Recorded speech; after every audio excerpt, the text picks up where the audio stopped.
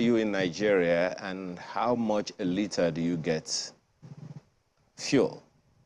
Petrol, to be specific. Well, that's the issue that many people are having to grapple with. And there are those who are saying this is all concocted, it's artificial, it's deliberate, whatever the issues are. At the end of the day, Nigerians are struggling to get fuel at a time like this. What exactly is happening? Well, let's take the perspectives of IPMAN this morning. And Mike Oshatu joins us. He's National Operations Controller of the Independent Petroleum Marketers Association of Nigeria. Thanks for joining us today. Yeah, good morning. So, Shatu, thank you for having me. Yes, sir. What is going on? The issue is that there's no fuel, and my members don't have access to petrol to buy in depots. And it's very bad, very bad. And even being that I'm here, I don't even have to sell. I don't have fuel to sell myself for the past 5 days. So if it can go as bad as that, then you can now imagine what my members are going through. Well, just to be clear, when you say marketers can't get fuel to buy, what do you mean? Is it that the NNPC doesn't have fuel to supply, or what exactly is the problem? NNPC is the sole monopoly of importation of petrol to the country. And they have the knife and they have the yam. So, and what you have is what you can give. But we don't have access to it to buy. And they don't give us directly. We buy from third parties. My member nationwide buy from third parties. And they said they're going to give us the pop price, but we don't have access to it. Even the Igbo man that just came on board, the MD of NNPC Retail, Mr. Stockman, he agreed to work with us before, but he backed out after about 2-3 weeks. And because there's supposed to be a synergy between IPMAN and whoever is giving the product out. But, it's bad. It's bad. It's curious that IPMAN is also saying that they don't have the product, because it's the same thing major marketers are saying, that they don't have enough of the products to lift from the depot. But the NMDPR, the regulatory authority, clarified over the weekend that they have 1 billion liters of the product in stock. And, the scarcity is caused by those who are sabotaging the system and smuggling the product out of the country. So what really is the case? If NMDPR says they have enough in supply and marketers are saying they don't have. In fact, it's not even 1.1 billion, it's 1.6 billion liters. But if they have the product, then where is the product? It can be on the high sea, or in fact, or whatever they say they have it, but we don't have access to it. It's as bad as that. As I was coming this morning, there's queue left and center. And if we have queues at which center? The depots, you mean? Sorry? Queues, you said there are queues. In petrol stations. Go left as 5 a.m. So it's as bad as that. And if they have fuel, let them give it to us. We are ready to sell. We are businessmen. We cannot be keeping stock in our stations without selling. We are to turn over. But my members buy. In fact, now we call it see and buy. See and buy is that whenever you see it, you buy at any price. So what's the situation as well with the official pump price? On Friday, the Minister of State for Petroleum said government has not adjusted the petrol price. But in the clarification provided by the NMDPR on Saturday, it says that no one should sell above the officially adjusted price of 185 naira per liter. So what exactly is the case? Did NMDPR meet with major marketers and adjusted the price to suit the marketers? The midstream and downstream authority, they are regulator. They're not the importer or people that distribute the fuel. The case is very bad. If the Nigerian president can set up a committee to be supplying and distributing petrol, it's not good for the country. Because if the Nigerian president can now share in a committee to be distributing products is bad. It means that NNPC, however they are fairly free. We'll come to that committee issue. But there is this statement, you know, it kind of follow up to the previous question Bukola asked you. Pengasan put out a statement on that, says, from data available to us from our members, there are over 30 days petrol sufficiency in the country. Hence, there is no basis for the current scarcity. They went on to say that we hereby call on the management of NMDPRA to compel all marketers and retailers to make the products available at approved price. Both Pengasan and Peng, they are also involved.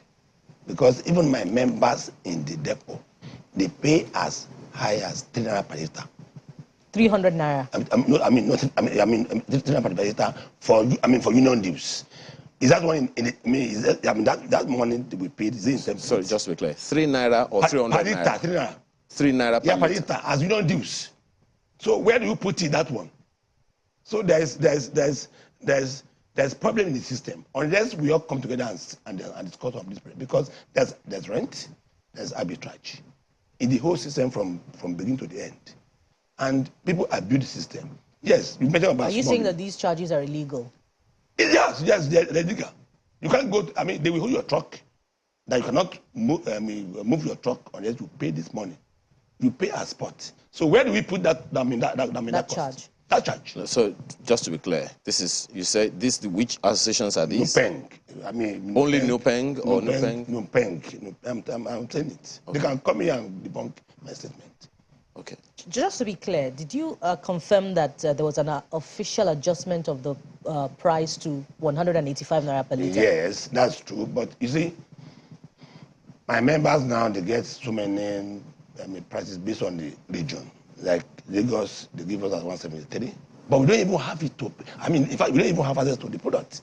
And my members, if they even pay to the porter, you're not even sure of when to lift it. So, and if you take a bank loan and you pay 1 month, 2 months, you cannot access the product. Why do you have to pay? In fact, in Port Calabar, they pay as high as 183 as official price in court. But you don't see it to buy. As at yesterday, my members buy as high as 310 per litre in depot. So when you say they can't see it to buy, to use your words, and then you're saying that they still buy at 300 naira per litre, please explain. We call it black market. See and buy, right? Where do they get this see and buy that you're talking about? Where? It's not a hidden issue. It's probably the old depots. We don't know. Go and investigate. We have depots. We have 173 or 180. That man depot in the whole country. So don't say you don't know. So essentially, you're saying that there are marketers that sell these products, but then there are others that hoard it. Is that what you're saying? No. The issue I'm saying is that NNPC should give us this product directly to us. Why do you have to go through? Top party to go and buy. But they will not give us. And they will come out with if they have done well. We president set up a committee where the president of Nigeria will be the chairman of committee to distribute fuel. It means they are failed. They are failed. That's the truth. It's a very high power committee, and I think they're going to. This week. We also understand that there are some critical stakeholders that are complaining that they are not involved in it. Is IPMAN a member of that committee? No. You see, let me say to Nigerians, this committee is mainly government officials committee. But there's no way they are going to work without involving the operators and the stakeholders. But I believe the committee for president to be the chairman of the committee, it must be a very serious assignment. No. And the president is concerned. Yeah. They can't work without us. Well, yes, but we are going to give them the data, the information. Yes, fine. To work. And then we are going to make sure that this committee work and Nigeria have fuel at a very good price. So you don't think that an IPMAN, a MOMAN, a Pengasan, or the distributors, they don't think they need to be members of that committee? I'm sure they're going to be a subcommittee. That's going to, because they cannot work, they are not the operator. They have to work with us. We have to give them information. But the system is rotten from beginning to the end. I'm selling to Nigerian to the whole world. So, if we want it to be okay, then we tell them what to do. What about the report or the position expressed by NMDPR that some, marketers are smuggling the product out of the country and it is responsible for the scarcity? How true is that? It's very true, but it takes two to tango.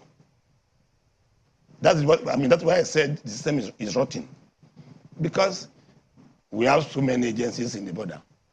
We have custom, we have immigration, we have police, we have civil defense, right? IPMAN don't drive trucks. Members don't drive trucks. We have truck drivers who are members of NUPEC. So it takes to tango. So if it's a fact that Nigeria is the one servicing the neighboring countries for petrol. It's true. That's why we are saying that they should regulate, because there's rent, there's arbitrage. If you buy a fuel here for 5 million and you take it across the border, you save 50 million. It takes grace of God, not for you to do it. So who are those perpetrating this act? Are they among IPMAN or MOMAN or the other retailers? I'm saying it takes two to tango, right? Truck your petrol is not a need that you could just put in your pocket and just walk away. So if I told people want to take it out and the government officials at the border said no, stop them, then it will not go. Okay. Just to be clear on this particular issue, who are the people? You said that the tanker drivers are members of NUPEC, right? Now, and they're also members of NSC. Yes. Okay. So which associations or agencies do you think are part of this racket that you're talking about? You've mentioned NUPEC, you've mentioned NLC, but just to be specific. It's a chain. Okay. It's a chain. It's a chain. That's why I said... Take us through that chain. We need to... Right? I'm telling people that are involved in petroleum products that... This thing is not hidden. It's not hidden. Right? Even press can even go and do the investigation. No, if you say it is not hidden, and you've mentioned NUPEC and you've mentioned NLC, which other associations or bodies are part of it? In any system, you have bad eggs. And we have good people that are remarketers, that take product from depots and take it to the station and sell. There's no any system that you don't have bad eggs. So the bad egg among the stakeholders and the operators are the one in this business. So, and even people that are not, who are not marketers, but the cash on the lacuna, on the hole, and they are making business. My question, Mr. Shatui, is I agree with you that it's only something that can be done by bad eggs and all of that. But, talking about the process, you said it's a chain. I don't know if there are NUPEC members or NUPEC as an association that can afford to buy a truck of fuel for 5 million naira to take it across the border. Or is that what you're saying? What I'm saying is that if we buy fuel from depots, we take it to the stations. But there are some other people that divert, that they're not even marketers. That was why I said that if they give this product to us directly, we can be held accountable. But they don't, and that is the problem. And so who are these people that divert? People that divert, they're Nigerians. I said the bad eggs. But if we sit down and say, okay, we are giving this 1 million liters to IPMAN, for example, then you say, okay, who are people that are going to give this fuel to? Then we use them A, B, C, D, and we track it. We ensure that this fuel get to our stations. We know we know ourselves. They say tortoise knows where to buy 3 tortoise. But Nigerians is a blanket statement, It has to be some people within the supply chain who somehow have some business to do with the supply, the distribution, or the purchase of petroleum products. So, as my colleague asked, Ayo, are they NUPEC members or Pengerson members or MOMAN or IPMAN? We have so many people that have already encroached into the operation of petroleum distribution that are not even our members. That's why he said that if you give this product to members of IPMAN, right, not the whole system, but MOMAN, this is your own, that man is your own, IPMAN is your own, then we can able to track the one that is belong to us and ensure that this fake to Nigerians. And we cannot account for one man or that man. We are IPMAN. But when you make everything loose, then there's a problem. But I believe Nigerians that things will be okay.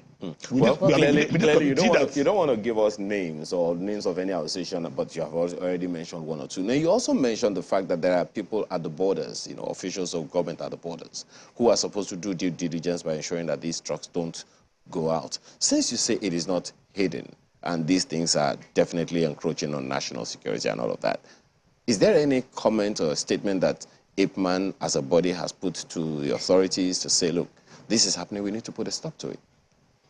I think maybe you have forgotten there was one custom officer that made an outburst about some months ago that arrested some trucks. And even the guy was even punished for even exposing the people are smuggling. You are aware, right? And when there is, we have saboteurs in the system. Where in the system? In the chain. I mean, trucks that go out of the country, is it fresh? No. So people are to man the border, but they fail to do their job because of money. That's the truth. Do you believe the NMDPR has the wherewithal to regulate as much as, you know, going to the borders and intercepting and arresting those who are smuggling the product out of the country? That's not the job of mainstream downstream authority. They regulate the downstream and mainstream. We have agencies that are saddled with this job, which is the custom, the immigration, but they are being paid for by the government. So what is their job? There's collusion. And we have to be patriotic, we have to sit down and stop it. Thank God that the CG of Custom is in the committee. The chairman of FCC is in the committee. I think we are going to get there. If and only if they involve the stakeholders and the operators. Now, let's talk about that. Earlier, when you responded to that, you said that the solutions are with stakeholders such as your body, MOMAN, Pengasan, and the rest of them. What are the recommendations you think government has been losing sight of that if it is implemented, this issue will be put to rest permanently? Because, I mean, I look back to maybe the past few years, we haven't had this kind of fuel scarcity in a little while. So what, in your opinion, is responsible for it this time that this committee has to address to end it once and for all? Yeah, pending, thank God that the most contenders for the presidency in this combination have said individually that they are going to regulate. And even the current president said that by June, they will remove subsidy. So it means that we are getting to, in another 4 or 5 months, we are getting to the end of this problem. The solution is to regulate. If you open up the market, let ABC also involve in importation and distribution, then there won't be any monopoly. There will be fairness, there will be competition, there won't be corruption. In fact, the system is corrupt from beginning to the end. Are you? And yes, in fact, when you have a monopoly system, there won't be corruption. There won't be fairness. There won't be openness. So because you can try to give the whole product to one company, only because you have the power. Are you indicting the NNPCL in all of these? I said the whole system. I said the whole system. No, but you just talked about a monopoly now, and you, as you said earlier, the NNPC is the only one that. There's no any system where we have a monopoly that there's no rent and arbitrage. Go and check in the whole world. You monopolize the whole country to one system, and you say there will be fairness. So let them open up the market. I agreed that when they regulate, Nigeria has to pay more price. Yes, but if what's the difference now? How much would now be the price of petrol be realistic for purchase if Nigerians are paying between 300 and 500 naira per liter? Yeah, if based on on the template as at yesterday or 2 days ago. If it regulates and we are even buying through spot purchase, the selling price will be around 650 per litre. If at 754 naira to $1, and at $80 per barrel. But the dollar fluctuates, and then the crude price also doesn't stay. It can go to $100 or come down. So, but it's going to be ondulating. But as at yesterday or 2 days ago, it's around 650 pump price if they degrade. But when people are also buying 500 naira, 400 naira all over, it's like taking fuel from Lagos to Ekiti now is 1.5 million naira per truck. 1.5. That's about 36 naira per 30 something naira on as additional cost to whatever price. If a member buy at 310 or 315 and they're able to even transport at 36 naira, that's about 350 or 3. So what price would they say? It's B plus X, and X can be any price depending on the area. So which areas are worst hit as we speak now? Because Edo State, of course, as you heard earlier, one woman with her child, or children, was in the car for 6 hours. And in Lagos, the situation is no different. I've had my fair share of queuing. I don't know about you, as well. So what then would be the fair price in different regions of the country? The whole country, there's a problem. It varies. You can say 400 somewhere, you can say 500 somewhere. The system is bad. Unless we discuss and look for a solution. I think in interim, pending when. I asked you that question the other time of what are the solutions that you would be providing. You think that we have to tell. You've only mentioned deregulation, but is that a silver bullet? When they give the fuel to us directly, the price will crash. I'm not granting the official price of 189, 120 because of the transport element and all these union dues and all these charges. Yes, but it will crash to a very reasonable price. But when you don't give for directly, what would be the reasonable price? If you are still buying at 200, it's still not bad. Okay, which is why I want to ask what the role of the third party you talk about is in the supply chain. You say they give the fuel to the third party. The third party, they are the DAPA people. They give them PFI. Right? They give them PFI, and they too, they have their own problem. Because the template itself is old. The template is supposed to be reviewed. Where you are paying about $20,000 for any vessel before, is that $70,000. So, and they can be there for about 10, 15 days before they can load. So they too, they borrow money from bank. Not have to defend that man, but at the same time, I'm a businessman. We are businessmen in IPMAN. So we have to also know that they have their problem. Okay. But even access PFI is a problem. Okay. Well, there is more, on this conversation because it is something that is biting everyone real hard. But we'll step up on that when we return from this break. Please stay with us.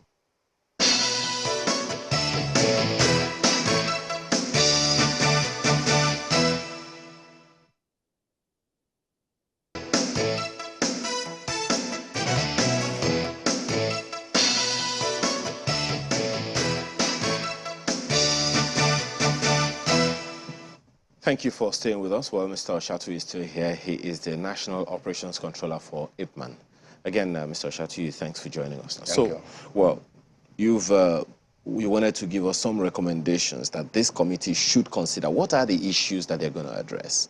You've talked about monopoly. You've talked about the need for deregulation. What are those issues that you think, if that committee, as you said, chaired by the president, is at the forefront of it, this issue would be put to rest finally? Well, the first thing is for the committee, because I can see that the job has been taken over now for NNPC based on the money of the committee, because the committee is to supply, distribute, and ensure that Nigerians are not exploited. They have to embark on massive importation. to wet the system. And the DG Custom must do his job. The FCC chairman also must do his job in ensuring that there's no racketeering, there's no diversion, and then let the product stay in Nigeria. At least if not 100%, let about 95% stay in Nigeria, so that Nigeria can enjoy the subsidy that we are paying for. If we are spending about 7 trillion to subsidize, to subsidize in the country, and Nigerians are not benefiting, it's criminal. Yes, they said that 6 months, 3.something trillion. It's small money, but the money countries and individuals are enjoying this because of the failure of some agencies, like the custom immigration. They're supposed to stop this smuggling. Besides that, your colleagues also complain about the scarcity of forex. What would you be recommending to the committee in that regard to address this? Well, it's 2 issues. The price I give to that time, 650, is if you are buying black market rate of 754. But if we are buying a CBN rate of 460, Nigeria may enjoy 500 pump price. You call 500 naira enjoyment? No, because if they give us the foreign exchange, we cannot eat our cake and have it. If we are paying for more, then there will be more money for the government, and government now must ensure that this income is channeled towards infrastructures that will benefit Nigerians, like rail, good road, and so many things. 2 things that I want to take you up on very quickly before we close. There are those who say Nigeria enjoys about one of the lowest fuel pump prices in the world. Do you agree with them? Yeah, I agree with that, but I agree with that because it's a function of the crude price and our exchange rate. So those 2 factors has to be embedded before you talk of pump price.